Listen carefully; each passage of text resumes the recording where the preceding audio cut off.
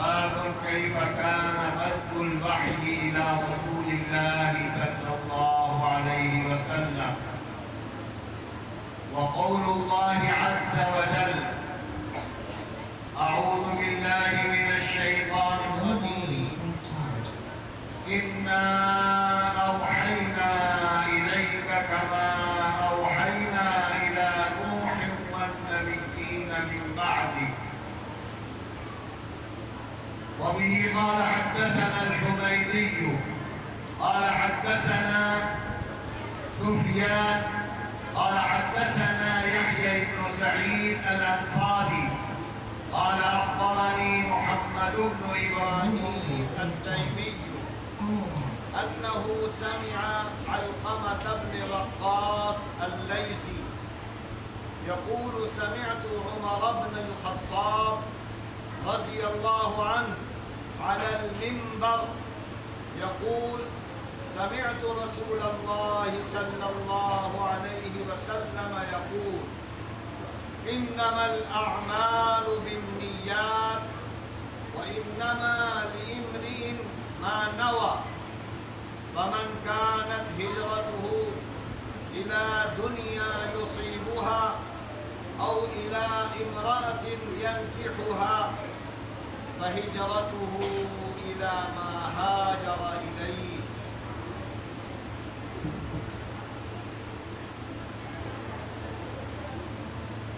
محترم ذمہ داران مدرسہ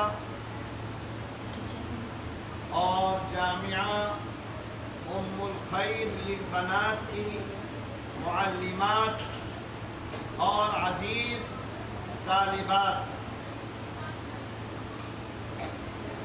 یہ بہت ہی بابرکت وقت ہے جس میں احادیث رسول صلی اللہ علیہ وسلم کی ابتدا کی جا رہی ہے، اور احادیث میں جو سب سے اہم کتاب ہے جس کو اصح کتاب بعد کتاب اللہ کہا گیا ہے، اللہ کی کتاب کے بعد یعنی قرآن کریم کے بعد دنیا میں سب سے جو افضل کتاب ہے وہ کتاب امام بخاری کی صحیح بخاری ہے۔ اللہ تعالیٰ جس کو چاہتا ہے نواز دیتا ہے۔ امام بخاری جب ان کی ولادت ہوئی تو آنکھوں میں روشنی نہیں تھی، نابینا ہو گئے تھے، ماں تڑپتی تھی، دعائیں مانگتی رہتی تھی، یہاں تک کہ دعائیں مانگتے مانگتے ایک رات خواب دیکھا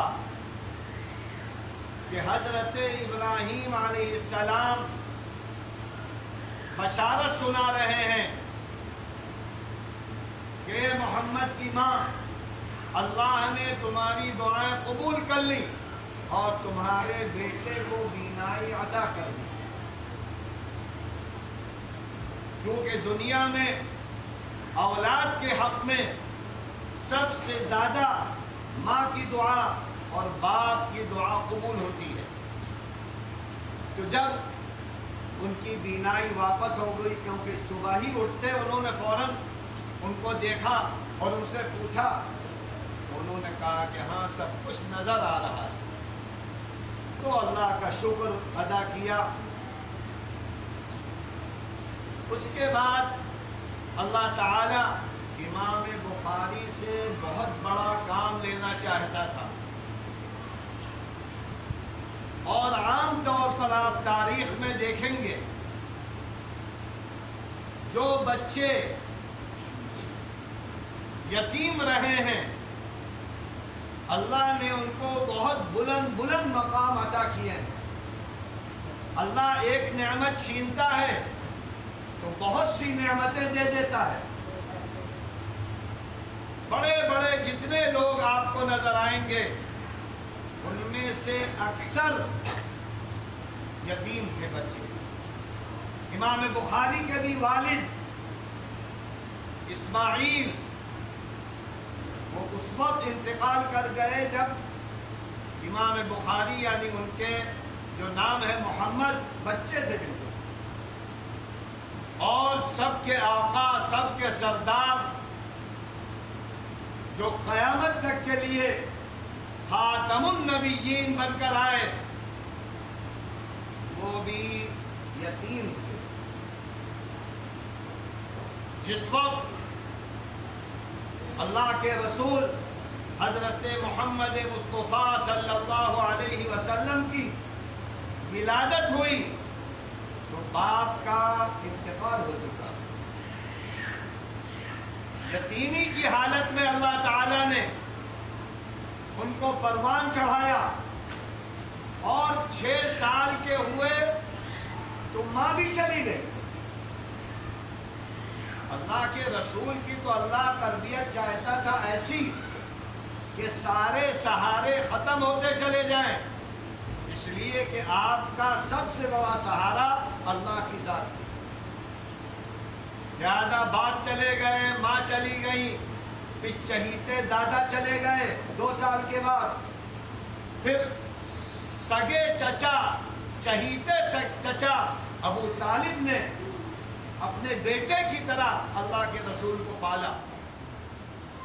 لیکن وہ بھی 10 نبوی میں چلے گئے اور آپ کی چہیتی بیوی حضرت خدیجہ وہ بھی چلی گئی. اللہ تعالیٰ بڑوں سے جب کام لیتا ہے تو دنیا کے سہارے ختم کر کے اللہ خود ان کا سہارا بنتا ہے. بس شرط یہ ہے کہ آدمی محنت کرے، کوشش کرے، کیونکہ اللہ کے ہاں فیصلے محنت پر ہوتے ہیں، جدوجہد پر ہوتے ہیں. اور اللہ نے تو فرما دیا ان تنصروا اللہ ینصرکم وَيُثَبِّتْ أَقْدَامَكُمْ. اگر تم دین کے لیے محنت کرو گے اور کرو گی تو اللہ سارے راستے کھولتا چلا جائے گا، ہر چیز آسان ہوتی چلی جائے گی.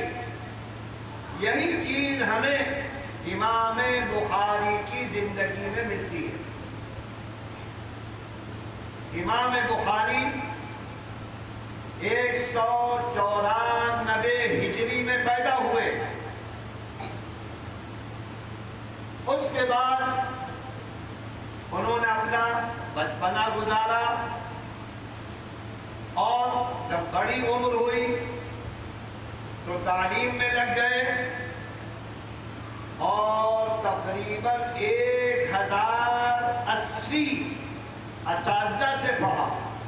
1000 اساتذہ، جہاں بھی معلوم ہوتا فلاں کے پاس حدیث ہے وہاں چلے جاتے، اس سے حدیثیں لیتے. تو 1080 امام بخاری کے اساتذہ تھے جن سے انہوں نے احادیث لی. اس کے لیے مصر گئے، حجاز گئے، بغداد گئے، کوفہ گئے، بصرہ گئے، نیشاپور گئے اور بخارا میں تو خود تھے ہی. یہ سارے وہ مراکز تھے علمی جہاں سے وہ استفادہ کرتے رہے، یہاں تک کہ جب 16 سال کی عمر ہوئی تو عبداللہ ابن المبارک اور امام وکیع ان کی کتابیں سب یہ حفظ کر لی 16 سال میں. اور عبداللہ ابن مبارک بہت بڑے تابعی ہیں، امام وکیع بہت بڑے امام ہیں، ان کی کتابیں یاد کر لی. اس کے بعد ان کی والدہ نے کہا کہ بھئی حج پہ چلنا ہے، تو امام بخاری اپنی والدہ کے ساتھ اور اپنے بڑے بھائی کے ساتھ سفر حج پر گئے. حج کیا اور حج کرنے کے بعد والدہ اور بڑے بھائی واپس آ گئے اور امام بخاری نے کہا ہم تو یہیں رہیں گے، یہاں علم حاصل کریں گے. تو پھر 2 سال مکہ مکرمہ میں گزارے، وہاں کے جتنے بھی محدثین سے فقہاء علماء ان سے استفادہ کیا، علم حاصل کیا۔ اس کے بعد 2 سال مکے میں رہنے کے بعد مدینے چلے گئے اور مدینے میں 2 سال گزارے اور بس علم میں لگے رہے، علم میں لگے رہے، وہاں کے لوگوں سے علم حاصل کیا، یہاں تک کہ مدینے میں التاریخ الکبیر اور قضایا الصحابہ بڑی اہم 2 کتابیں لکھی۔ اس طرح انہوں نے وقت گزارا، بالکل تعلیم میں ایسے لگے کہ ان کو صبح اور شام کا ہوش نہیں رہا، اور اللہ نے قوت حافظہ بھی بہت بڑا کر دیا تھا، بہت زبردست حافظہ تھا۔ اس طرح امام بخاری نے زندگی گزاری، عمر ان کی بڑھتی گئی، تو پھر انہوں نے یہ سوچا کہ ایک ایسی کتاب ہمیں لکھ دینی چاہیے، اور بعض روایتوں سے معلوم ہوتا ہے کہ خواب میں اللہ کے رسول کی طرف سے یہ بات کہی گئی، اور اسی طرح امام اسحاق بن راہویہ نے ان کو مشورہ دیا، تو انہوں نے پھر صحیح بخاری کتاب لکھنے کا ارادہ کیا، اور یہ کتاب مسجد حرام میں انہوں نے لکھی، اور ان سے خود یہ ثابت ہے کہ ایک ایک حدیث جب وہ لکھتے تھے تو استخارہ کرتے تھے، 2 رکعت نماز پڑھتے تھے، اس کے بعد حدیث لکھتے تھے۔ اتنا اہتمام۔ اور بخاری میں 60,000 سے زیادہ حدیثیں ہیں جو مکررات کے ساتھ ہیں، اور بغیر مکرر کے تقریباً 4,000 احادیث صحیح بخاری میں۔ تو کتنی نمازیں پڑھی، کتنے استخارے کیے، اور اس کتاب کو تقریباً 16 سال میں لکھا ہے۔ 16 سال کتاب کے لکھنے میں گزار دیے، پورے اہتمام کے ساتھ، اور اس میں ابواب مسجد نبوی کے سامنے، روضہ اقدس کے سامنے بیٹھ کر ابواب لکھتے تھے۔ اللہ نے ان کے اس عمل کو بہت قبول کیا، اتنا قبول کیا کہ کوئی آدمی تصور نہیں کر سکتا۔ ان کے اس عمل کو اللہ نے ساری دنیا میں پھیلا دیا، اور قیامت تک حدیث پڑھائی جائے گی تو امام بخاری، امام مسلم، امام ترمذی، امام نسائی، ابن ماجہ، یہ جو صحاح ستہ کے مصنفین ہیں، ان کے کارنامے چلتے رہیں گے۔ اور اللہ کے رسول صلی اللہ علیہ وسلم نے فرمایا، ایک مومن کے لیے صدقہ جاریہ یا تو علم ہوتا ہے، وہ علم ينتفع به، جس سے فائدہ اٹھایا جاتا رہے۔ تو امام بخاری اپنے قبر میں اپنے علمی خزانے کی وجہ سے اجر و ثواب سے مالا مال ہو گئے۔ 24 گھنٹے دنیا میں 24 گھنٹے بخاری پڑھائی جا رہی ہے،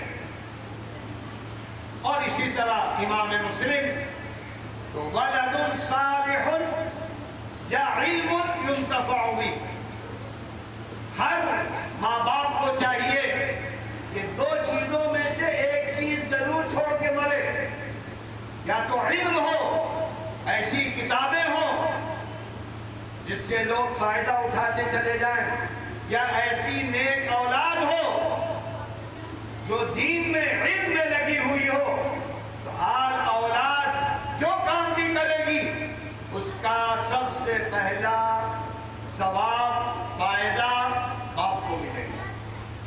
تو ولد صالح او علم ينتفع به۔ تو امام بخاری دوسری ہجری اور آج 1400 سال سے زیادہ ہو گئے، اتنے سالوں تک بخاری پڑھائی جاتی رہی، اور اللہ کی ذات سے امید ہے کہ قیامت تک حدیث رہے گی تو بخاری بھی رہے گی، کیونکہ اللہ کا وعدہ ہے کہ ہم قرآن کی بھی حفاظت کریں گے اور قرآن کی تشریح اور تبیین جو حدیث ہے اس کی بھی حفاظت کریں گے۔ تو امام بخاری نے 16 سال محنت کر کے اس کتاب کو لکھا ہے، اور امام بخاری کے شاگرد بڑے بڑے لوگ ہوئے۔ امام مسلم امام بخاری کے شاگرد، امام ترمذی، امام نسائی، ابو زرعہ، ابو حاتم، بڑے بڑے ائمہ جو گزرے ہیں وہ امام بخاری کے شاگرد تھے، اور ان کے خاص شاگرد فربری، عبداللہ فربری، وہ کہتے ہیں کہ امام بخاری کے شاگرد جنہوں نے براہ راست ان سے بخاری پڑھی وہ 90,000 ہیں۔ 90,000 ان کے براہ راست شاگرد، اور آج اگر دیکھا جائے تو 4 ارب ان کے شاگرد جو ان کی کتاب سے فائدہ اٹھا رہے ہیں، جو ان کی کتاب سے علمی استفادہ کر رہے ہیں۔ امام بخاری نے اپنی اس کتاب کو لکھنے کے لیے صحت کی جو سب سے اعلیٰ شرطیں ہیں وہ لگائی تھی، اور ان شرطوں کا خیال کیا تھا راویوں میں، جو ان شرطوں کے اعتبار سے راوی ہوتا تھا اس کی حدیث نقل کرتے تھے بس۔ اور انہوں نے 3 لاکھ امام بخاری کو 3 لاکھ حدیثیں یاد تھی۔ کیا حافظہ ہوگا، کمپیوٹر بھی آج کا فیل ہے۔ 3 لاکھ راویوں کے ساتھ، سندوں کے ساتھ، 2 لاکھ ضعیف روایتیں، 1 لاکھ صحیح روایتیں، اور انہوں نے جو 1 لاکھ صحیح روایتیں یاد تھی اس میں سے 4,000 جو اعلیٰ سے اعلیٰ تھی وہ اس کتاب میں نقل کی۔ 96,000 تو انہوں نے نقل ہی نہیں کی، وہ دوسری کتابوں میں آپ کو ملیں گی۔ مسلم میں ہے، بخاری کے علاوہ ترمذی میں ہے، نسائی میں ہے، ابن ماجہ میں ہے، اور پھر جو استدراک پر کتابیں لکھی گئی ہیں اس میں ہے۔ تو ساری احادیث موجود ہیں، لیکن امام بخاری نے بہت اہتمام کیا، اسی لیے امت کا اتفاق ہے کہ اصح کتاب بعد کتاب اللہ، ساری کتابوں میں سب سے اعلیٰ صحت کے اعتبار سے کتاب صحیح بخاری ہے، اور صحیح بخاری کا امام بخاری نے نام رکھا الجامع الصحیح المسند، الجامع الصحیح المسند من حدیث رسول اللہ صلی اللہ علیہ وسلم۔ وسننہ وایامہ، یہ پورا نام ہے کہ بخاری کا، یعنی جس میں اللہ کے رسول کی سنتیں، حدیثیں اور اس وقت کے جو اہم واقعات وہ سب بیان کر دیے گئے ہیں۔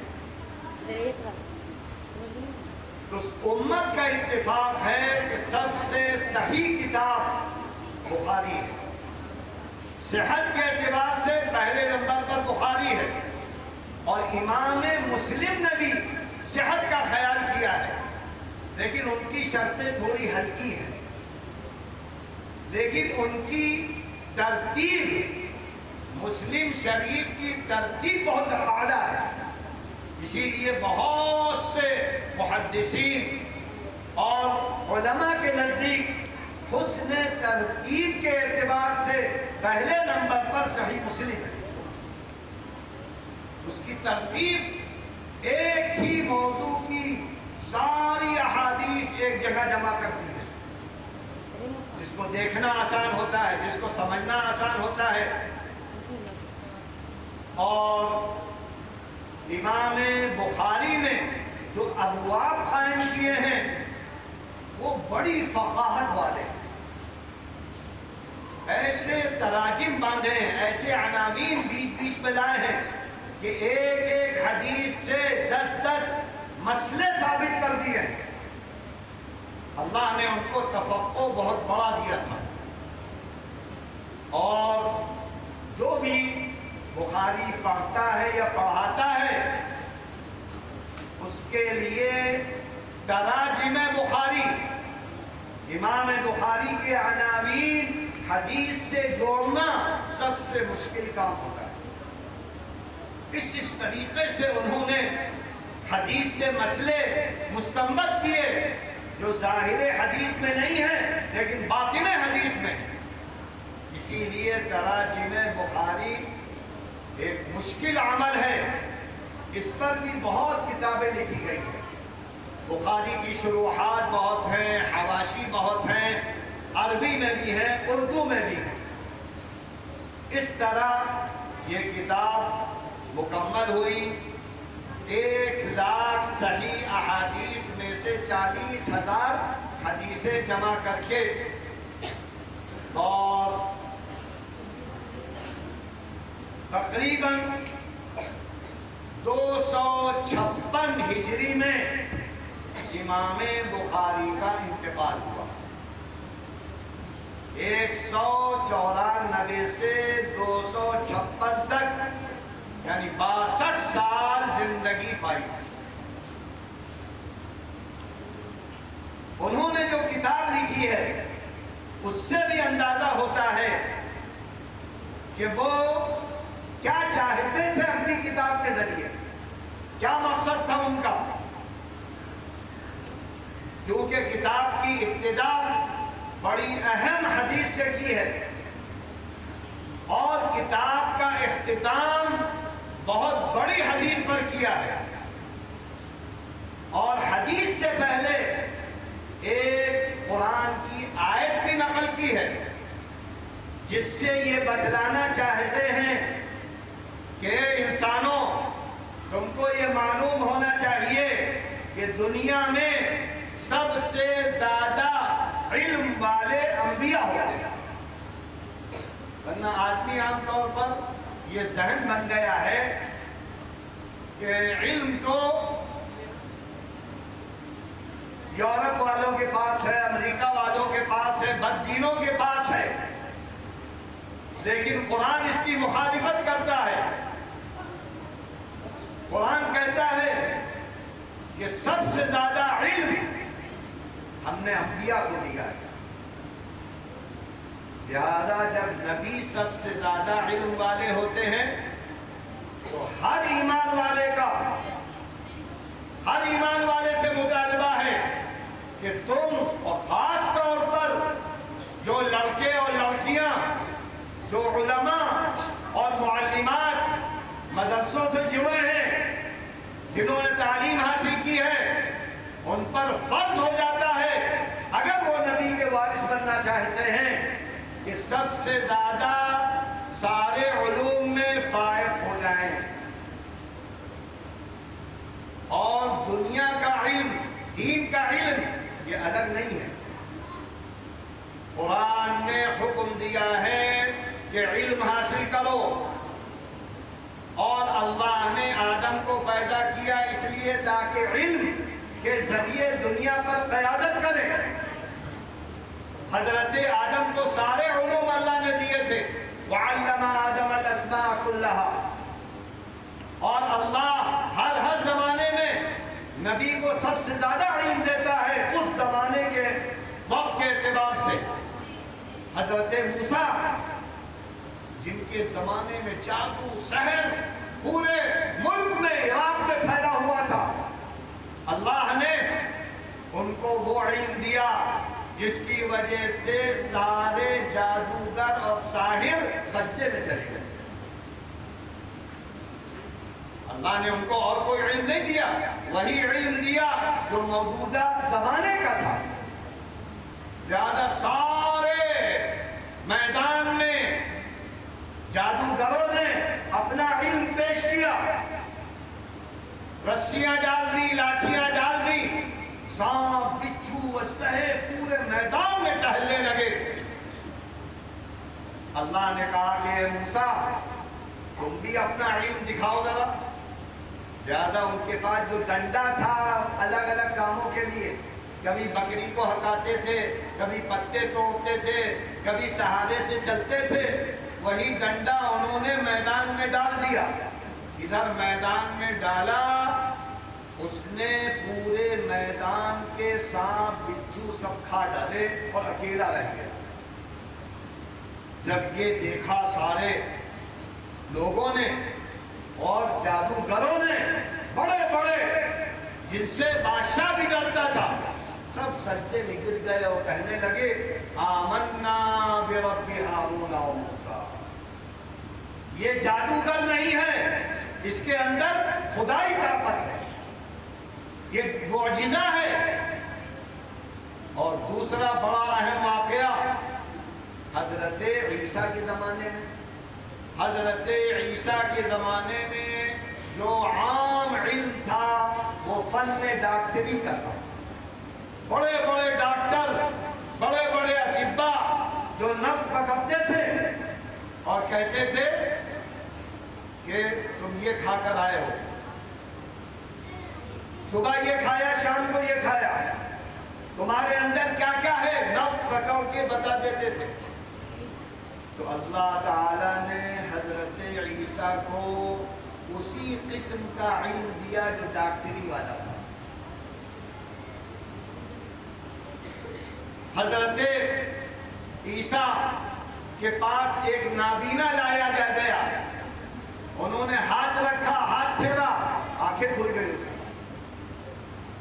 کوڑھی لایا گیا جس کے داغ پورے جسم پر، ہاتھ پھیرا، حسین اس کا جسم ہو گیا۔ یہاں تک کہ قرآن میں ہے کہ اللہ نے کہا اے عیسیٰ تم مردے پر ہاتھ پھیر دو، ہمارے حکم سے وہ بھی زندہ ہو جائے گا۔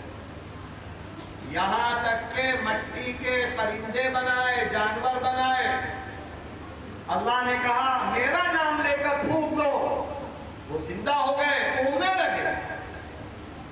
یہ ہے علم۔ اور پھر سب سے اخیر میں اللہ نے اپنے آخری لاڈلے نبی رحمت للعالمین، بشیر و نذیر، سراج منیر، قیامت تک رہنے والے نبی کو وہ معجزہ دیا جس کی وجہ سے عرب جو زبان آور تھے، ایسی فصاحت، ایسی بلاغت اور ایسی شعلہ بیانی کرتے تھے کہ ساری دنیا گونگی تھی ان کے سامنے۔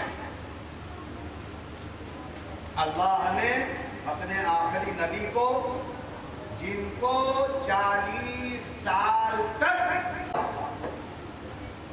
یہ بھی نبی کا کمال ہے، 40 سال تک اللہ کے رسول امی رہے، یعنی کچھ نہیں پڑھا، اور 40 سال میں پھر اتنا اعلیٰ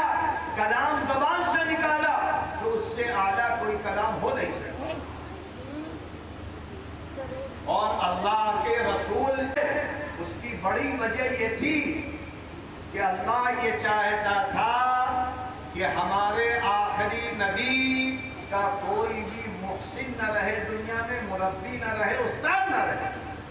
اگر اللہ کے رسول کا کوئی استاد ہوتا تو وہ بڑا ہو جاتا، استاد بڑا ہوتا۔ اسی لیے اللہ نے ماں باپ کو بھی جلدی بلا لیا، اکیلا رکھا، اس لیے کہ اللہ براہ راست تربیت کرنا چاہتا تھا۔ اللہ کے رسول کو زبان والا معجزہ دیا گیا جس میں سارے علوم ہیں، اور یہ قرآن کریم کی شکل ہے۔ حدیث قرآن کریم کی تشریح اور تفسیر کا نام ہے۔ جتنی حدیثیں ہیں وہ سب تبیین اور تفسیر قرآن ہے۔ اس کو اللہ نے فرمایا ہے وَأَنزَلْنَا إِلَيْكَ الذِّكْرَ لِتُبَيِّنَ لِلنَّاسِ، اے نبی ہم نے آپ کو قرآن دیا ہے، اس کی تشریح کرتے رہیے کرتے رہیے کرتے رہیے۔ وہ کہیں فرمایا یا ایھا الرسول بلغ ما انزل الیک من ربک، ہم نے جو کچھ اتارا ہے قرآن اس کو آگے بڑھاتے رہیے، بیان کرتے رہیے، تشریح کرتے رہیے۔ اگر اس نے کوتاہی کی تو آپ کی نبوت ختم کر دے۔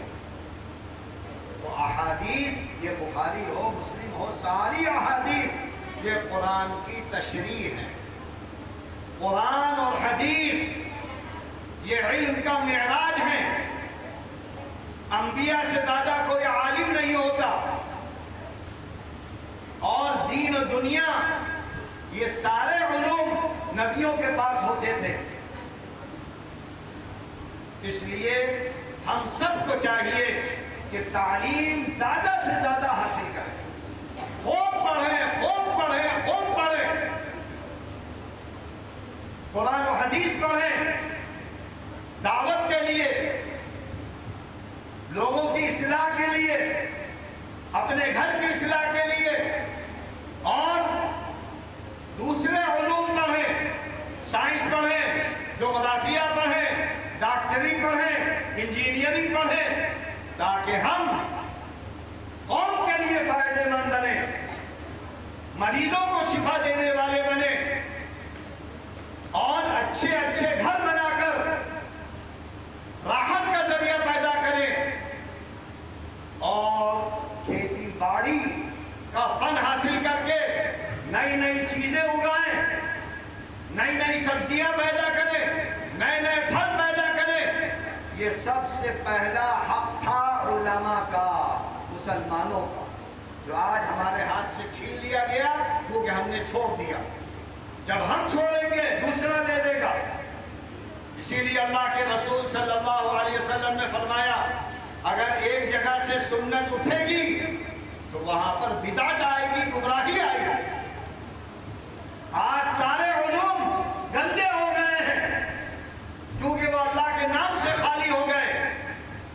اس لیے وہ علوم درندگی، دہشت گردی، اس کی مثال آج ساری دنیا میں ہے۔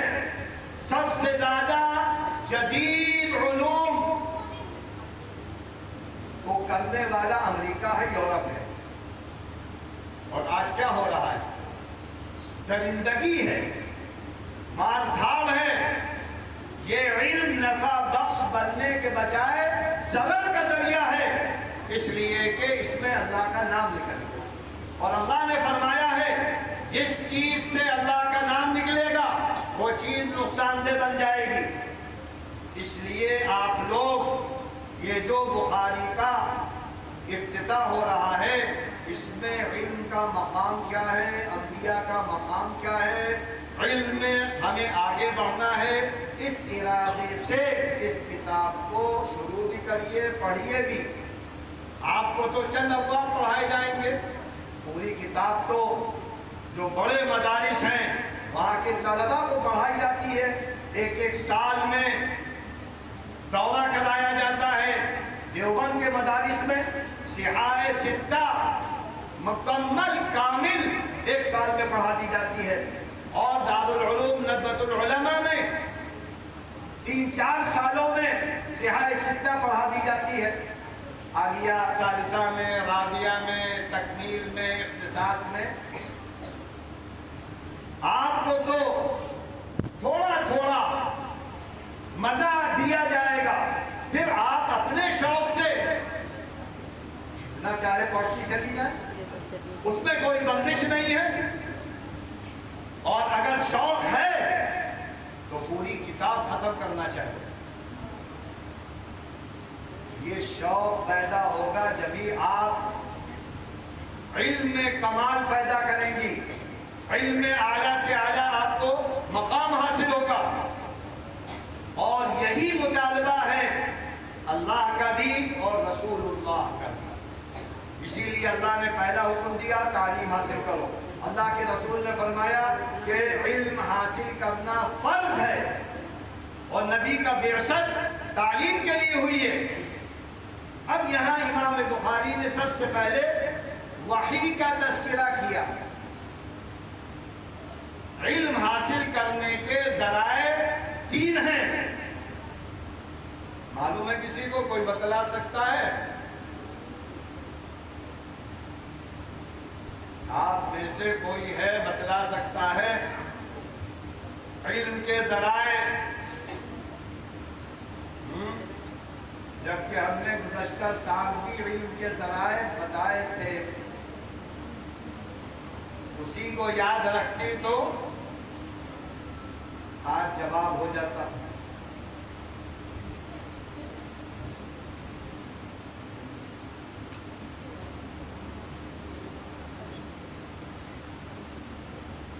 کسی کو نہیں معلوم؟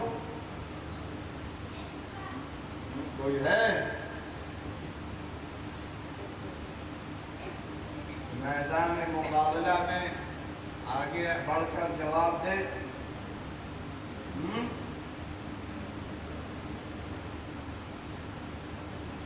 جب آپ کو ذریعہ ہی نہیں معلوم تو عمل کیسے ہوگا؟ آپ کو معلوم ہی نہیں کہ روٹی کیسے پکے گی تو آپ روٹی کبھی پکا نہیں پائیں گے۔ پہلے تو آپ کو معلوم ہونا چاہیے کہ کہاں آٹا ملے گا، گیہوں ہے تو کہاں پیسے گا، پھر وہ آٹا آئے گا تو اس کو کیسے گوندھا جائے گا، پھر اس کو کیا کیا جائے جو روٹی ہو، اور پھر اس کی بھی ہزاروں شکلیں ہیں، چپاتی ہو، پراٹھا ہو، نان ہو، چنی ہو، چنا ہو۔ تو آپ اس میدان میں ہیں تو علم ہم کیسے حاصل کریں؟ تو آپ کہیں گے کہ جامعہ ام الخیر میں چلے جاؤ، جو عورتیں یہاں نہیں آئیں گی وہ سب جاہل رہیں گی۔ علم تو وہ چیز ہے جو گھر بیٹھے مل سکتی ہے، جامعہ میں جانے کی بھی ضرورت نہیں۔ جتنے بڑے بڑے محدثین علماء انہوں نے بغیر کسی مدرسے کے علم حاصل کر لیا۔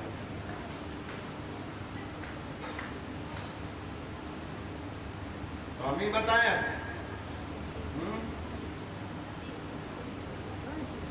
علم حاصل کرنے کے دنیا میں اللہ نے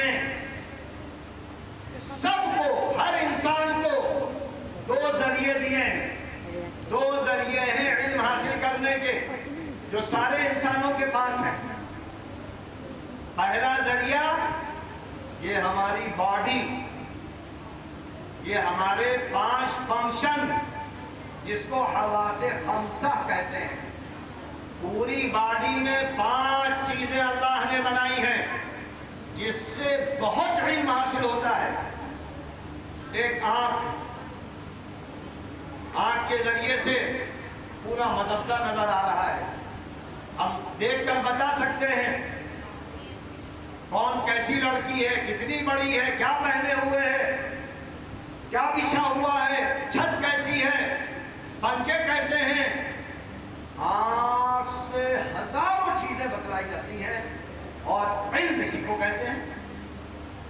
دوسرا ذریعہ آنکھ کے نیچے آپ آ جائیے، یہ ناک ہے، ناک سے بہت علوم حاصل ہوتے ہیں۔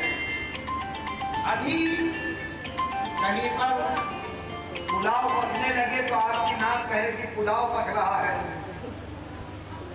کہیں سموسہ تلا جا رہا ہے، اور اس کا علم آپ کو روزانہ ملتا ہے۔ آپ ہاسٹل میں ہوتی ہیں اور کمرے میں باتیں چلتی ہیں، آج یہ پک رہا ہے، کیسے معلوم ہوا؟ ناک نے بتایا۔ بڑی تیز ہے ناک، ہاں اللہ نے بنائی ہے۔ عطر والے کے پاس سے گزر جائیں گے، مہک جائے گا جسم، ناپاکی سے گزر جائیں گے، ناک سڑنے لگے پورے دماغ تک۔ اس کا مطلب یہ ہے کہ ناک بھی تعلیم کا بہت بڑا ذریعہ ہے۔ پھر منہ ہے، آپ منہ کے ذریعے سے جو چیز بھی کھائیں گی فوراً بتا دیں گی، میٹھی ہے، کڑوی ہے، کھٹی ہے، کچی ہے، گلی ہوئی ہے، کیا مزہ کیسا ہے، یہ منہ سے۔ اور پھر ہاتھ سے پکڑے تو فوراً بتا دیں گے یہ ملائم ہے، سخت چیز پکڑے یہ سخت ہے، یہ روئی ہے، یہ فلاں ہے، یہ فلاں ہے۔ تو باڈی کے ذریعے سے اس میں جو 5 فنکشن ہیں حواس خمسہ، اس سے سب سے پہلا علم حاصل ہوتا ہے۔ نمبر 2، یہ عقل جو دماغ میں اللہ نے رکھی، عقل یہ بہت دور کا ذریعہ ہے، عقل کے ذریعے۔ اور آج عقل کے ذریعے جب عقل والوں نے محنت کی تو کیا کیا بنا دیا جو آدمی سوچ نہیں سکتا۔ یہ موبائل بنا دیا جس کے ذریعے آپ اپنی بات ساری دنیا میں فوراً پہنچا دیں، باتیں کر لیجئے، تصویریں چلی جائیں گی، اور ٹنوں لوہا آدمی چیزیں آسمانوں میں وہ بنی، بڑے بڑے جہاز 400 500 سواری والے ساز و سامان کے ساتھ اڑ رہے ہیں سمندروں میں، بڑے بڑے بحری بیڑے، پورے بڑے بڑے محلے۔ آج امریکہ ایسے زہری بیڑے لا رہا ہے جس پہ جہاز اٹھتے ہیں اترتے ہیں۔ سب کیسے ہوا؟ عقل کے ذریعے، دماغ۔ ساری دنیا کی آج نعمتیں ہم کھا تو رہے ہیں لیکن ایجاد ہم نے نہیں کی۔ اگر ہم ایجاد کرتے تو اس میں اللہ کا نام ہوتا، برکت ہوتی، خیر ہوتا۔ جہاز اڑتے تو بسم اللہ پڑھی جاتی، دعائیں پڑھی جاتی، سمندروں کے اندر دعائیں چلتی۔ لیکن آج ہر برے کام جہاز پہ بھی ہو رہے ہیں اور بحری بیڑوں میں بھی ہو رہے ہیں، ہر جگہ ہو رہے ہیں، کیونکہ اللہ کا نام نکل گیا۔ جبکہ یہ کام صحابہ نے کیا تو آدھی سے زیادہ دنیا پر حکومت کی تھی، تو ہم کیوں نہیں کر سکتے؟ کیونکہ ہم صحابہ کے وارث ہیں، انبیاء کے وارث ہیں۔ تو یہ 2 ذریعہ ہیں جس کے ذریعے سے آج سارے علوم دنیا میں نظر آ رہے ہیں۔ یہ ذریعے اللہ نے سب کو دیے۔ ایک تیسرا ذریعہ ہے جو اللہ اپنے صرف مخصوص بندوں کو دیتا ہے جن کو نبی کہا گیا ہے، اور وہ ہے ذریعہ وحی الہی، جس کو یہاں بیان کیا گیا ہے۔ یہ تیسرا ذریعہ ہے وحی الہی، اور وحی الہی کا مطلب غیب کی باتیں۔ غیب کی باتیں دنیا میں جاننے کا کوئی ذریعہ نہیں ہے۔ بڑے سے بڑا عقل مند غیب کی بات نہیں بتلا سکتا، یہ صرف اللہ بتلاتا ہے اپنے نبیوں کو۔ تو یہاں امام بخاری نے یہ بات ذکر کی ہے کہ انسانوں علم حاصل کرو، اور وہ علم جو انبیاء کا علم ہے، تمہارے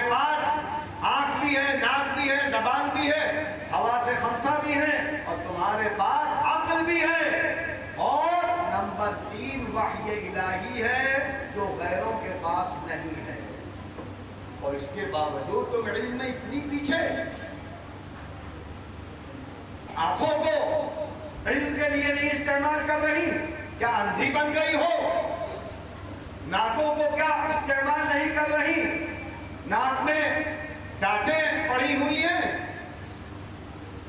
اس کو جو اللہ نے فرمایا ختم اللہ علی قلوبہم وعلی سمعہم وعلی ابصارہم، تمہاری آنکھ کو تو توحید نظر آنی چاہیے، اوپر دیکھو آسمان کو تو کہو اللہ ہے جس نے پیدا کیا، زمین دیکھو تو کہو کہ اللہ نے یہ زمین پیدا کی ہے۔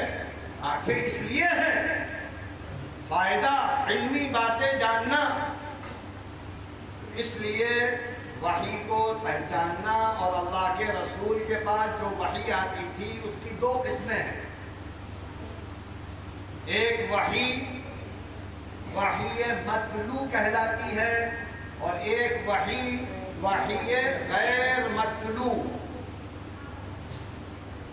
یعنی ایک وحی وہ ہے جو اللہ نے اپنے رسول کو قرآن کی شکل میں دی، پورا قرآن وحی متلو ہے، جس کے پڑھنے پر بھی 10 نیکیاں ایک حرف پر، اللہ کا کلام ہے، لفظ بھی اللہ کا اور معنی بھی اللہ کے۔ اور دوسری وحی ہے وحی غیر متلو، اس میں جو باتیں ہیں وہ اللہ کی ہوتی ہیں لیکن الفاظ رسول اللہ کے ہوتے ہیں، اس وحی کو احادیث کہا گیا ہے، اور اسی کو اللہ نے قرآن میں کہا اِنَّا أَوْحَيْنَا إِلَيْكَ كَمَا أَوْحَيْنَا، اور وَمَا يَنْطِقُ عَنِ الْهَوَىٰ إِنْ هُوَ إِلَّا وَحْيٌ يُوحَىٰ، نبی اپنی زبان سے جو بات بھی نکالتے ہیں وہ باتیں اللہ دماغ میں ڈالتا ہے، معانی اللہ کے ہوتے ہیں اور الفاظ رسول اللہ کے ہوتے ہیں، ان کو اصطلاح میں احادیث مبارکہ کہا گیا ہے۔ تو وحی کیسے آتی تھی؟ بہت سے طریقے تھے، ایک طریقہ تو جو سب سے آسان تھا وہ یہ تھا کہ جبرائیل امین اللہ کی طرف سے آتے تھے آیت لے کر حضرت دحیہ کلبی کی شکل میں، دحیہ کلبی بہت حسین صحابی تھے، ان کی شکل میں جبرائیل امین آتے تھے زیادہ تر، اور یہ سب سے آسان وحی کا طریقہ تھا۔ ایک وحی کا طریقہ یہ تھا جو جبرائیل اپنی اصل شکل میں، ایسا صرف 2 موقع پر ہوا ہے بس، اللہ کے رسول کی طرف آواز آ رہی ہے یا رسول اللہ یا رسول اللہ، آپ نے دائیں دیکھا بائیں دیکھا، آگے پیچھے کوئی بھی نہیں، جب آسمان پہ دیکھا تو دیکھا کہ پورے آسمان پر جبرائیل امین کا پر بچھا ہوا ہے، آپ دہل گئے، خوفزدہ ہو گئے۔ ایک اس طرح بھی وحی آئی، اور کبھی وحی آتی تھی اس طرح کہ کوئی سامنے نہیں ہے لیکن جھن جھن کی آواز آتی تھی، جس کو کہا گیا ہے سلسلۃ الذھب۔ کسی بھی چکنی چیز پر آپ لوہے کو گھسیٹیں تو جھن جھن جو آواز آتی ہے وہ آواز آتی تھی، سمجھ میں نہیں آتا تھا کیا ہو رہا ہے۔ جب جبرائیل چلے جاتے تو پوری آیتیں آپ کے دماغ میں یاد ہو جاتی، یہ سلسلۃ الجرس کہلاتا ہے، اور یہ سلسلہ بہت مشکل ہے، اس میں تو اللہ کے رسول پسینے پسینے ہو جاتے ہیں۔ اسی کا تذکرہ ہے کہ وحی کی ابتدا کس طرح ہوئی، اور اللہ نے فرمایا اِنَّا أَوْحَيْنَا إِلَيْكَ، ہم نے آپ پر وحی بھیجی، کما اوحینا الی نوح، جیسا کہ ہم نے نوح کی طرف وحی بھیجی اور انبیاء کو ہم نے وحی دی۔ اب وحی میں دونوں وحی داخل ہیں، کلام کی شکل میں جو زبور ہے،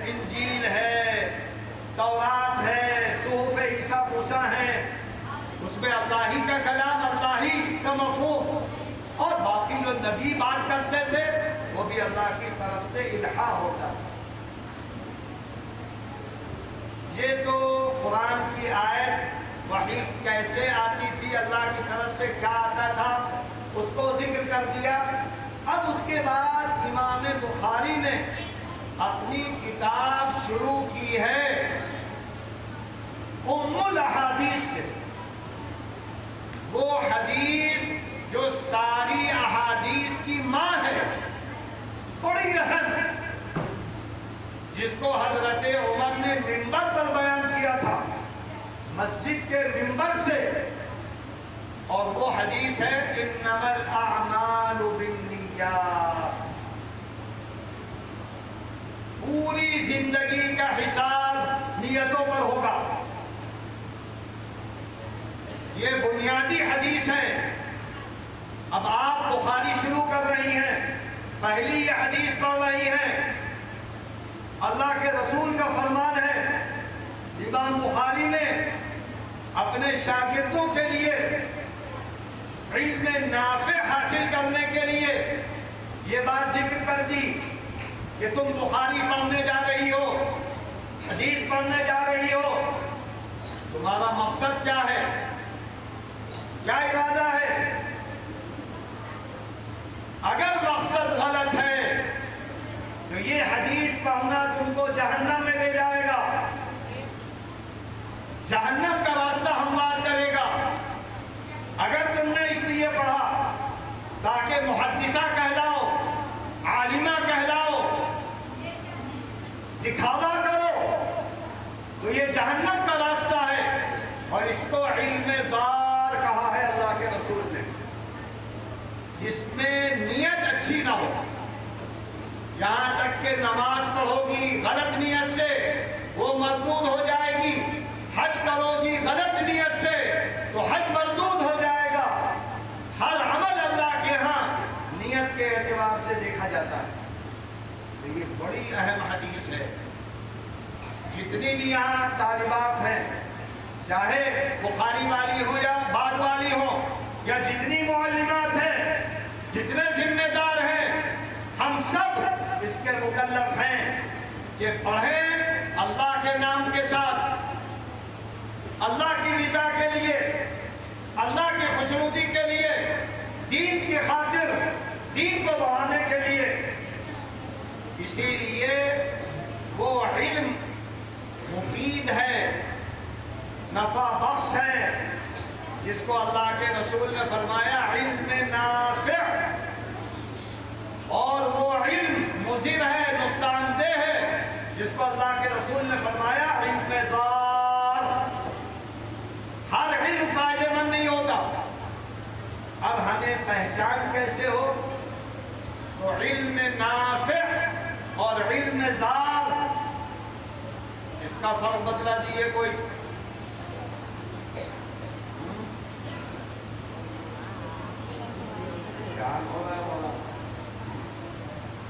تعلیم شروع ہوتے ہی امتحان ہو گیا، اور دنیا دارالامتحان ہے۔ پیدا ہم ہوئے تو امتحان میں آ گئے، اور جب تک مریں گے نہیں، اللہ کہتا ہے پوری زندگی دارالامتحان میں ہے۔ اللہ تعالیٰ نے تو پوری زندگی ہماری دارالامتحان بنا دی، تو امتحان سے نہیں نکل سکتی۔ یہ نہیں کہہ سکتی ذمہ داروں سے ارے ابھی تو امتحان ششمائی میں دیکھیں گے، نہیں۔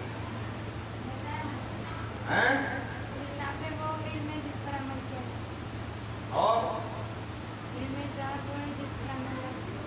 بس، اور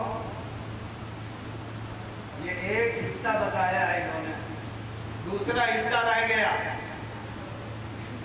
نماز پڑھنا کیا ہے؟ عمل ہے، اور قرآن نے کہا فویل للمصلین، نماز پڑھنے والے ویل جہنم میں ڈالے جائیں گے۔ الذین هم یراؤون، تو یہ کہہ رہی ہے کہ عمل علم نافع، ہم کہتے ہیں صرف عمل علم نافع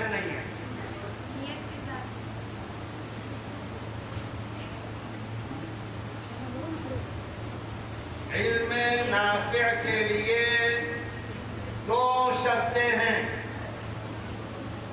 کوئی بھی علم نافع بنے گا دو شرطوں سے. پہلی شرط عمل، دوسری شرط رضا الہی. رضا الہی لکھ لو بھائی، تم لوگ لکھتی بھی نہیں ہو، نہ کاغذ پہ نہ دماغ میں. 2-3 سالوں سے ہم یہ بیان کر رہے ہیں لیکن یاد نہیں ہوتا. ارے لکھا کرو لکھا کرو. محدثین لکھتے تھے، فقہا لکھتے تھے. جو لکھتا ہے وہ بڑا عالم ہوتا ہے، اور جو بس سنا اور اس کے بعد آپ ابھی کمرے جائیں گی، کھانا کھائیں گی، اور آپ سے کوئی پوچھے کہ مولانا سہیل صاحب نے کیا کہا، آپ کچھ نہیں بتلا پائیں. کیونکہ مقرر تقریر کرتا ہے اور عوام کو کوئی فائدہ نہیں ہوتا. لیکن مدرس جب پڑھاتا ہے اور طلبہ لکھتے ہیں تو وہ قیامت تک یاد رہتا ہے، قیامت تک. کیونکہ آپ اعادہ کر سکتی ہیں، دیکھ سکتی ہیں بار بار. تو اس لیے اہم باتیں یہاں کی بھی لکھا کریے، اور اپنے معلمات کی باتیں، جو طالبہ اپنی استادیوں کی اہم باتیں لکھتی ہے وہ ضرور فائق ہو جاتی ہے، اسی کو ترقی ہوتی ہے. تو علم نافع کے لیے دو شرطیں ہیں. جو علم عمل میں آ جائے اور اللہ کی رضا کے لیے ہو. اگر آپ نے ڈاکٹری سیکھی اور غریبوں کو دوائیں دی، مریضوں کے ساتھ اچھا معاملہ کیا، یہ ہوا عمل. اور کیوں کر رہے ہیں؟ اللہ خوش ہو جائے. تو یہ ہو گیا آپ کا تقوی والی ڈاکٹری. اس پر آپ کو وہ ملے گا جو آپ کو نمازوں میں ثواب نہیں ملے گا، وہ اس میں مل جائے گا. نوافل سے زیادہ اس میں ثواب ہے، اور اللہ کی مدد آپ کے ساتھ ہو جائے گی. واللہ فی عون العبد ما کان العبد فی عون اخیہ. تم بندوں کی مدد کرو، اللہ تمہاری مدد کرے گا. تو اس لیے ہم کو علم نافع، اور علم نافع کے لیے رضا. اور رضا کا مطلب کیا؟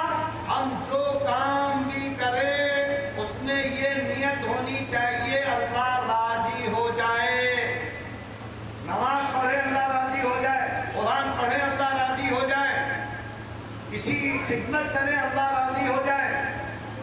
تو عمل بھی ضروری ہے اور رضا الہی بھی ضروری ہے. وہی بنیادی چیز یہاں امام بخاری کہہ رہے ہیں کہ ہماری کتاب پڑھنے والیوں، حدیث حاصل کرنے والیوں، تم صرف پڑھ کر بھول نہ جانا، بدعمل نہ بننا، بلکہ جو پڑھنا زندگی میں لانا، اور لانے کا مقصد یہ ہو کہ اللہ راضی ہو. تو چھوٹے سے چھوٹا عمل جنت میں لے جانے کا ذریعہ بنے. اور یہاں اللہ کے رسول نے مثال بھی دی ہے، فَمَنْ كَانَتْ هِجْرَتُهُ إِلَىٰ دُنْيَا. جو ہجرت کرے، اپنا گھر چھوڑے، ماں باپ کو چھوڑے اللہ کے لیے، تو اس کا کیا ہوگا؟ اور جو دنیا کے لیے کمانے کے لیے جدے جا رہے ہیں، کمانے کے لیے مکے جا رہے ہیں، کمانے کے لیے مدینے جا رہے ہیں، تو ان کو جانے کا ثواب نہیں ملے. ہاں عمرہ کرنے جا رہے ہیں، حج کرنے جا رہے ہیں، یا مال کما کر لائیں گے، غریبوں کی مدد کریں گے، ماں باپ کی خدمت کریں گے، اچھی نیت ہو گئی، جانے پر بھی ثواب مل جائے. رزق حلال کے لیے جا رہے ہیں.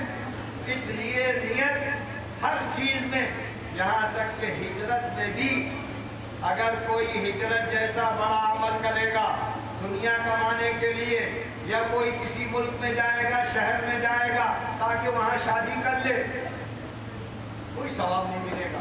وہ ہجرت اسلامی نہیں ہے. اور اگر اس نے ہجرت کی اللہ کی رضا کے لیے، اللہ کی خوشنودی کے لیے، تو اس کا ثواب سب سے زیادہ ہے. تو یہ پہلی حدیث آپ نے پڑھی امام بخاری نے سب سے پہلے ہم سب کو یہ سبق دیا ہے کہ حدیث شروع کرتے وقت اپنی نیت بھی اچھی بنا لینا، جو پڑھنا عمل کرتی رہنا، اللہ سے طلب کرتی رہنا، مانگتی رہنا۔ اللہ کے خزانوں میں کمی نہیں ہے، جو مانگو گی اللہ دے دے گا۔ اور پھر ساری کتاب پڑھانے کے بعد امام بخاری نے کہا جو ہماری کتاب پڑھ لے اس کی زبان پر الحمدللہ الحمدللہ آنا چاہیے کہ اللہ نے دنیا کی سب سے بڑی دولت ہم کو دے دی۔ جس کو قرآن دے دیا جائے، جس کو حدیث دے دی جائے، جس کو عمل رسول دے دیا جائے، جس کو اللہ کی رضا دے دیا جائے، اس سے افضل دنیا وما فیہا میں کوئی نہیں ہو سکتا۔ یہ آپ کے سامنے شوق ہو، اور جب آخری درس آپ پڑھیں تو وہ حدیث یاد رہے تو آپ ہو سکتا ہو نہ پڑھیں، لیکن وہ اپنی طرف سے پڑھ لیجئے کہ اللہ کے رسول نے فرمایا تھا کلیمتان حبیبتان الی الرحمن ثقیلتان فی المیزان حبیبتان الی الرحمن سبحان اللہ و بحمدہ سبحان اللہ العظیم۔ دنیا میں تعریف صرف اللہ کی ہو سکتی ہے اور کسی کی نہیں، اور سب سے بلند و بالا اللہ ہے، تمام عیوب سے پاک ہے اللہ۔ اس لیے اللہ کی حمد و ثنا کرنا، اللہ کی تعریف کرنا، اللہ کی بڑائی بیان کرتے رہنا، علم حاصل کرتے کرتے عمل کرتے رہنا، تو اللہ کے رسول کا وعدہ ہے تمہاری دنیا بھی اچھی ہو جائے گی اور عقبہ بھی اچھی ہو جائے گی۔ اللہ تعالی ہم سب کو حدیث پڑھنے کو، قرآن پڑھنے کو قبول فرمائے، اور اس افتتاح کو ہم سب کے لیے باعث رحمت بنائے، باعث برکت بنائے۔ اور حضرت عمر فاروق نے جو اللہ کے رسول کی بات منبر پر بیان کی تھی انما الاعمال بالنیات، ہم سب کو اللہ اخلاص کے ساتھ عمل کرتے ہوئے